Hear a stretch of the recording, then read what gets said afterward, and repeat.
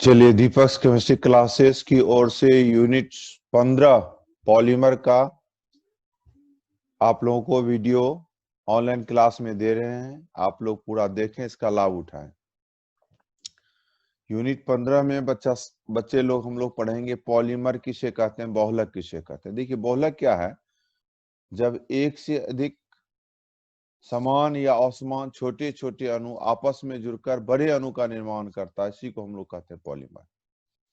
जब छोटे छोटे एक से अधिक अणु आपस में जुड़कर बड़े अणु का निर्माण करता है या बड़ा अणु बनाता है, तो इसे ही पॉलीमर कहते हैं। ठीक, इस प्रक्रिया को या इस क्रिया को ही बहुलीकरण कहा जाता है। इस प्रक्रिया को ही बहुलीकरण कहा जाता है। चलिए बच्चा सब, पॉलीमर का हम लोग उदाहरण दे रहे हैं। ठीक, जैसे एसिटिलीन है, एसिटिलीन का 3 अणु का बहुलीकरण किया जाता है तो हम लोग को क्या बनता है? बोली, बेंजीन बनता है। बेंजीन एक पॉलीमर है और एसिटिलीन क्या है? मोनोमर। छोटा अणु होता मोनोमर, बड़ा अणु होता पॉलीमर। पॉलीमर 2 प्रकार का होता है, नेचुरल पॉलीमर होता है और सिंथेटिक पॉलीमर होता है। प्राकृतिक बहुलक और संश्लेषित बहुलक। नेचुरल बहुलक क्या है? इसका सबसे अच्छा उदाहरण है रबर, नेचुरल बहुलक। ठीक, नेचुरल बहुलक यह प्रकृति में पाए जाने वाला एक प्रमुख बहुलक है। यह प्रकृति से ही प्राप्त किया जाता है। इसका मुख्य स्रोत रबर वृक्ष होता है, जिसे वनस्पति विज्ञान में हेविया ब्रेसिलियंसिस कहते हैं। यह पूछता है बच्चा सब, समझ गए? रबर वृक्ष का वनस्पति विज्ञान में नाम क्या होता है? हेविया ब्रेसिलियंसिस होता है। प्राकृतिक रबर आइसोप्रीन का बहुलक होता है। ठीक, अब आइसोप्रीन का बहुलक होता है। जब आइसोप्रीन का बहुलीकरण किया जाता है तो नेचुरल रबर प्राप्त होता है। ये हम लोग का आइसोप्रीन का स्ट्रक्चर है बच्चा सब। बहुलीकरण करेंगे तो हम लोग को नेचुरल रबर प्राप्त होगा। ये नेचुरल रबर का हम लोग का संरचना है। सिंथेटिक पॉलीमर क्या है? नेचुरल रबर में एन की संख्या 11,000 से लेकर 20,000 तक होती है। ठीक, सिंथेटिक पॉलीमर क्या है? संश्लेषित बहुलक क्या है? वसा बहुलक जिसे प्रयोगशाला में बनाया जाता है, इसे ही संश्लेषित सिंथेटिक पॉलीमर कहते हैं। जैसे पीवीसी, टेफ्लॉन, नायलॉन, पॉलीथीन। ठीक, ये सब हम लोग का सिंथेटिक पॉलीमर है। सिंथेटिक पॉलीमर 2 प्रकार का होता है। एक होता है एडिशनल पॉलीमर, एक होता है कंडेंसेशन पॉलीमर, संघनन बहुलक। एक होता है योगशील बहुलीकरण, दूसरा होता है संघनन बहुलीकरण।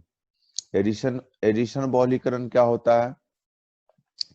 जब एक से अधिक समान या असमान अणु जुड़कर बहुलक बनाता है तो इसे ही एडिशन पॉलीमर कहते हैं। इसका उदाहरण है पॉलीथीन। पॉलीथीन क्या बच्चा साहब? ये हम लोग को पूछता भी है बोर्ड एग्जाम में। जब एथिलीन का बहुलीकरण किया जाता है तो पॉलीथीन प्राप्त होता है, या पॉलीथीन कहते हैं। इथिलीन का सूत्र दिया हुआ है CH2 double bond CH2। Ethylene का पॉलीमराइजेशन करते हैं तो हम लोग को पॉलीथीन प्राप्त होता है। ये पॉलीथीन का संरचना। ठीक, टेफ्लॉन क्या है? जब टेट्राफ्लोरोइथीन का बहुलीकरण किया जाता है, जब टेट्राफ्लोरोइथीन का बहुलीकरण किया जाता है तो टेफ्लॉन बनता है। ये टेट्राफ्लोरोइथिलीन है बच्चा साहब, पॉलीमराइजेशन करते हैं तो ये टेफ्लॉन बनता है। टेफ्लॉन का व्यवहार हम लोग नॉन स्टिक बर्तन में करते हैं। कुकर बनता है, नॉन स्टिक सस्पेन बनता है, वहां पर हम लोग टेफ्लॉन करके यूज करते हैं। पॉलीविनाइल क्लोराइड क्या है? जब विनाइल क्लोराइड का बहुलीकरण किया जाता है तो पीवीसी बनता है। ये विनाइल क्लोराइड है, पॉलीमराइजेशन किए तो ये हम लोग का पीवीसी बन गया। पीवीसी का पूरा नाम है पॉलीविनाइल क्लोराइड।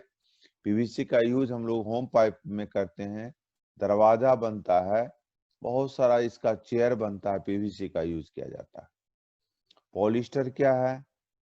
जब स्ट्रीन का बहुलीकरण किया जाता है तो पॉलिस्टीन, जब स्ट्रीन का बहुलीकरण किया जाता है तो पॉलिस्टीन बनता है। This is स्ट्रीन। ठीक, स्ट्रीन का बहुलीकरण के लिए पॉलिस्टीन बन गया। ब्यूना एन क्या है बच्चा सब? यह भी हम लोग के लिए इंपॉर्टेंट है। ब्यूना एन जब ब्यूटाडाइन का बहुलीकरण किया जाता है तो ब्यूना एन रबर बनता है। यह है ब्यूटाडाइन, पॉलीमराइजेशन किए सोडियम की उपस्थिति में, यह हो गया Buna N rubber. Buna S rubber क्या है? जब ब्यूटाडाइन एवं स्ट्रीन का बहुलीकरण किया जाता है तो ब्यूना एस रबर प्राप्त होता है। यह ब्यूटाडाइन, यह एस्ट्रीन बहुलीकरण किए तो हम लोग का ब्यूना एस रबर प्राप्त हो गया। कंडेंसेशन पॉलीमर या पॉलीमराइजेशन क्या है?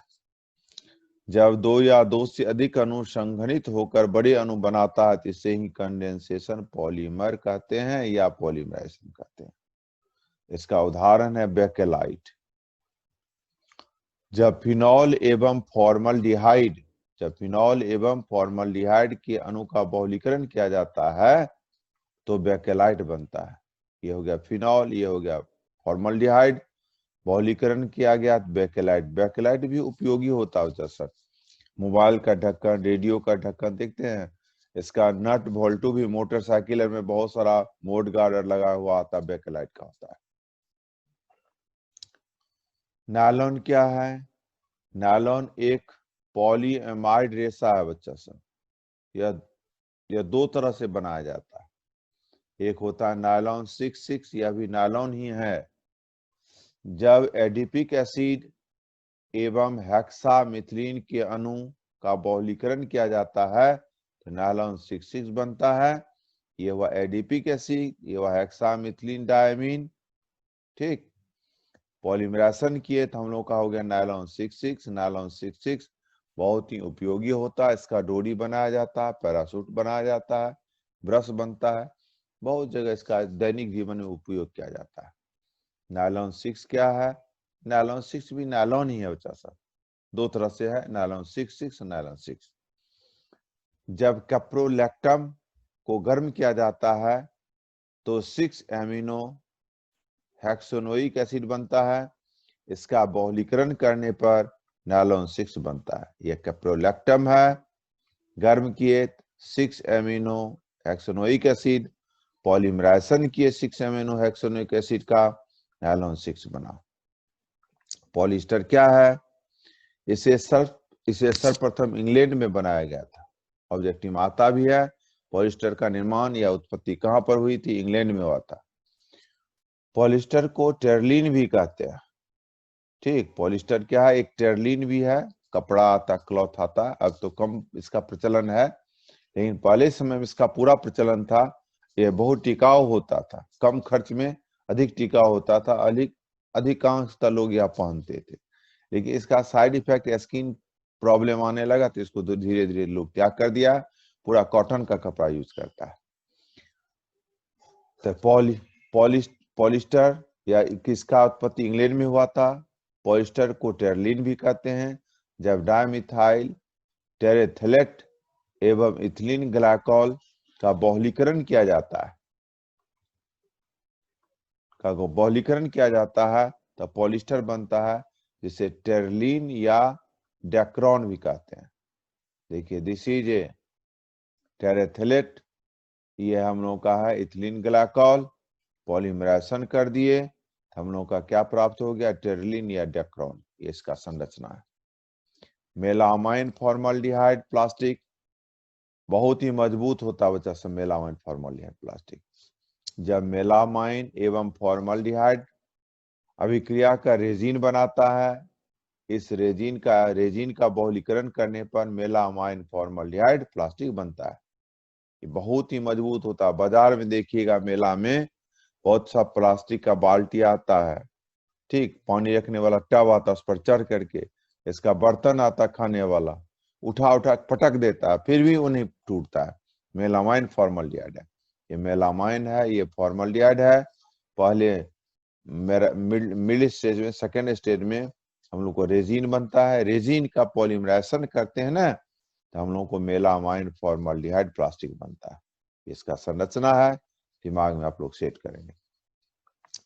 थर्मोप्लास्टिक क्या है बच्चा सब पूछता है। डिफिनेशन हिंदी होता है उसमें प्लास्टिक, वैसा प्लास्टिक जिसे बार बार गर्म कर बार बार उपयोग में लाया जाता है, तो इसे थर्मोप्लास्टिक कहते हैं। जैसे पॉलीथीन, पीवीसी, पॉलीप्रीन, पॉलीक्लोरोइथीन, ये सब क्या है? थर्मोप्लास्टिक है। थर्मोसेटिंग प्लास्टिक क्या है? हिंदी होता है उष्मादीर्घ प्लास्टिक। वैसा प्लास्टिक जिसे एक ही बार गर्म कर मनोवांछित जैसा आकृति बनाना चाहते हैं बदला जाता है, तो इसे थर्मोसेटिंग प्लास्टिक कहते हैं। बेकेलाइट थर्मोसेटिंग प्लास्टिक है। मेलामाइन फॉर्मल्डिहाइड प्लास्टिक, ये सब थर्मोप्लास्टिक के अंतर्गत आता है। इलास्टोमर क्या है? वैसा प्लास्टिक जिस पर बाह्य बल लगाने पर आकृति बदल जाता है तथा बल हटाने पर पूर्ववत आकृति बदल जाता है, इसे इलास्टोमर कहते हैं। इसका सबसे अच्छा उदाहरण है बच्चा सब रबर, प्राकृतिक रबर। प्लास्टिसाइजर क्या है?